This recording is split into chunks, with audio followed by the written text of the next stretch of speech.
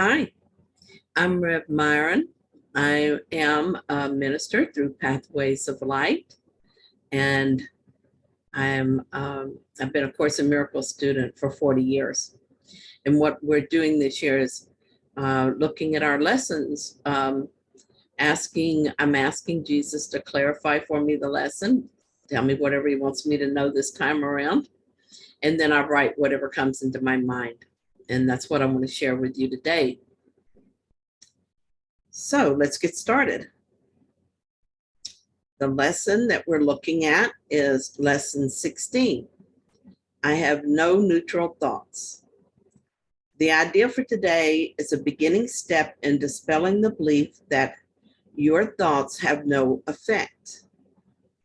Everything you see is a result of your thoughts. There is no exception to this fact. Thoughts are not big or little, powerful or weak. They are merely true or false. Those that are true create their own likeness. Those that are false make theirs. We're learning some important facts about thoughts in this lesson.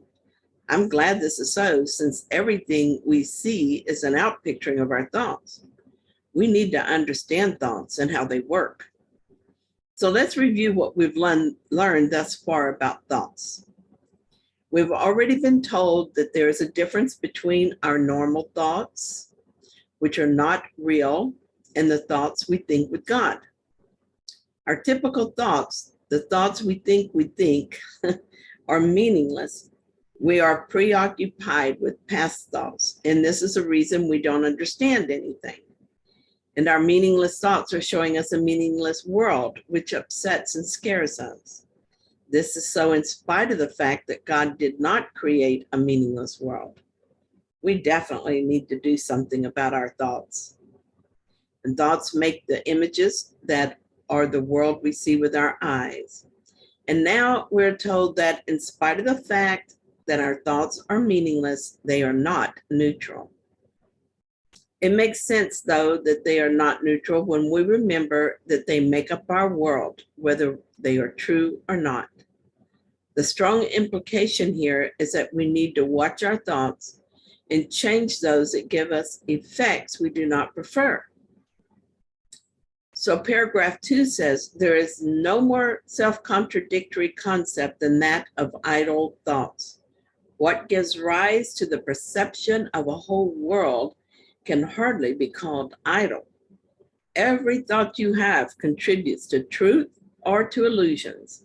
Either it extends the truth or it multiplies illusions. You can indeed multiply nothing, but you will not extend it by doing so. Again, we see that all our thoughts matter, even those we don't take seriously. When I read that there are no idle thoughts, I was shocked and at first overwhelmed. But then I buckled down and renewed my commitment to staying aware of my thoughts. I did this so that I could forgive the ones that were leading me into fear and choose more often those that lead me into love. So that brings us to paragraph 3. Besides your recognizing that thoughts are never idle, salvation requires that you also recognize that every thought you have brings either peace or war, either love or fear. A neutral result is impossible because a neutral thought is impossible. There's such a temptation to dismiss fear thoughts as unimportant, trivial, and not worth bothering about, that it is essential you recognize them all as equally destructive, but equally unreal. We will practice this idea in many forms before you really understand it. It's easy work, really, even though I have experienced a lot of resistance at times. It seems that I was attached to many thoughts that were keeping me on the battleground. Also, I often cared more about being right than being happy. Many of my thoughts took me directly into fear, and that called for defensive thoughts. When that happened, I would be right back on the battleground. But in spite of all this resistance, I was able to shift my thinking. I understand that my thoughts were the cause of everything I experienced and how I interpreted the experience. Another important understanding was that all thoughts contribute to my experience, not just some of them. I realized that every thought either brought me peace or war. With this knowledge, I had what I needed to change my mind. I just had to keep practicing until thinking with God became more natural to me than thinking with the ego. I'm still finding ideas that lead to fear, but now it's easier to choose again. Paragraph 4. In applying the ideas for today, search your mind for a minute or so with eyes closed and actively seek not to overlook any little thoughts that may tend to elude the search. This is quite difficult until you get used to it. You will find that it is still hard for you not to make artificial distinctions.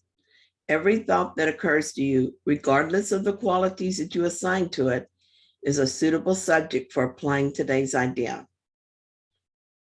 In the practice periods, first repeat the idea to yourself, and then, as each one crosses your mind, hold it in awareness while you tell yourself, this thought about blank is not a neutral thought. That thought about blank is not a neutral thought. As usual, use today's ideas whenever you are aware of a particular thought that arouses uneasiness. The following form is suggested for this purpose. This thought about blank is not a neutral thought because I have no neutral thoughts.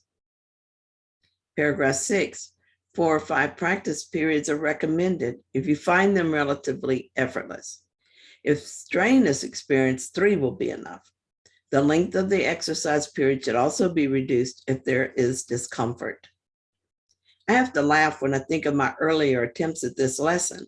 My mind was typically chaotic with thoughts, but when I closed my eyes to search for them, they seemed to disappear.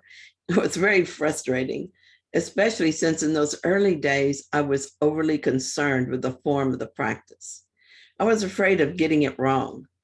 Little did I know that I would have years to practice watching my mind and that I was going to accomplish my goal as long as I kept trying.